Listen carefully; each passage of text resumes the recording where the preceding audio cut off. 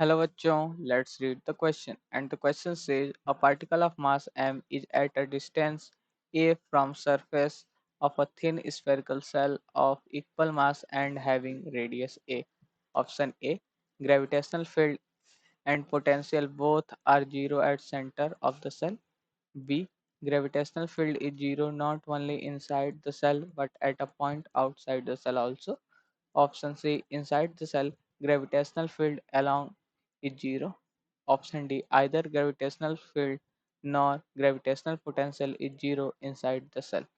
तो बेसिकली हम लोग का क्वेश्चन क्या कह रहा है कि हम लोग के पास एक स्फेरिकल सेल है जिसका रेडियस ए है और एक उसके सरफेस से ए डिस्टेंस पे एक पॉइंट मास एम रखा हुआ है।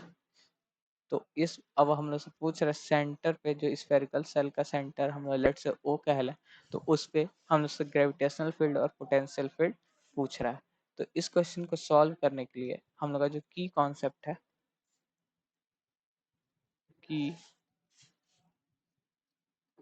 Concepts to solve this question are, इसमें पहला हो जाएगा की कॉन्सेप्ट में ग्रेविटेशनल फील्ड ड्यू टू, यहाँ पे लिख लेते हैं, यहाँ पे फॉर लिख लेते हैं for spherical cell for spherical cell gravitational field at O, जो ईओ होगा वो क्या हो जाएगा, E O is equal to zero. And gravitational field due to spherical cell जो हो जाता है वो जो कि वी नॉट है, ये वी नॉट हो जाता है minus G M upon R, radius of the sphere. ये m है mass of the spherical shell और g है ग्रेविटेशनल कांस्टेंट। ठीक, ये हो गया। जो दूसरा पॉइंट हम लोग यूज करेंगे वो ये है for point mass, for for point mass, for point mass हम लोग लिख सकते हैं electric field is equal to क्या हो जाता है, electric field is equal to हो जाता है माइनस, सॉरी इलेक्ट्रिक फील्ड में माइनस नहीं रहता है, electric field is equal to हो जाता है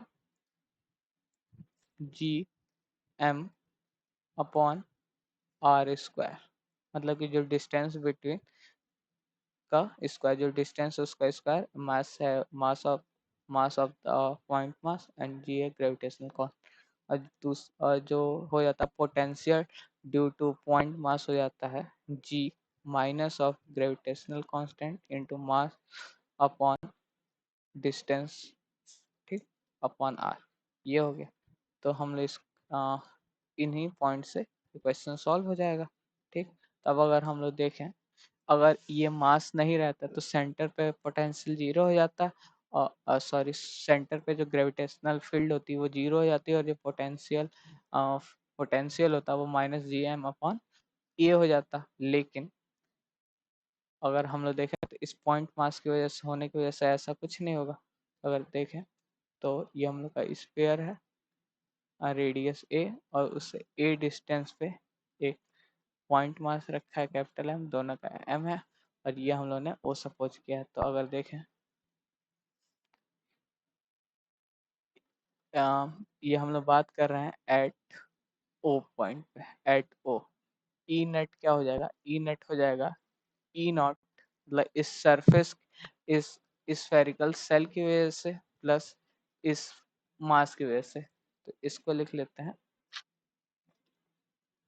ई मास। ठीक, अगर हम लोग देखें तो इस स्फीयर की वजह से इसके सेंटर पे जो ग्रेविटेशनल फील्ड होगा वो जीरो हो जाएगा, और इस पॉइंट मास की वजह से जो ग्रेविटेशनल फील्ड हो जाएगी वो जी एम अपॉन डिस्टेंस है ए प्लस ए, टू ए हो जाएगा, टू ए का स्क्वायर। तो यहाँ से देखें जो हम लोग का ग्रेविटेशनल फील्ड आ गया वो आ गया जी एम अपॉन फोर ए स्क्वायर। ठीक, अगर इसको हम लोग इक्वेशन वन सपोज कर लेते हैं।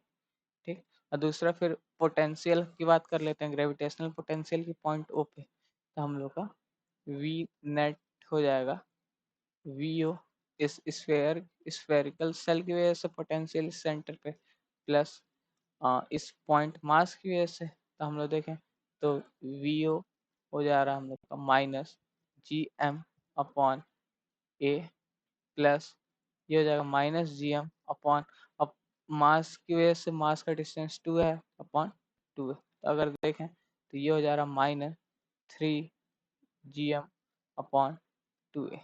ये V नेट आ गया एट O पे। ये इक्वेशन हम लोग का सेकंड हो गया।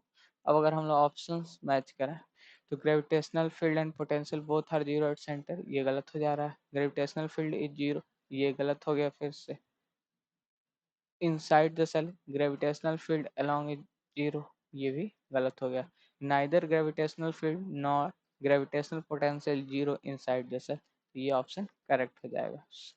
So the final answer is option D.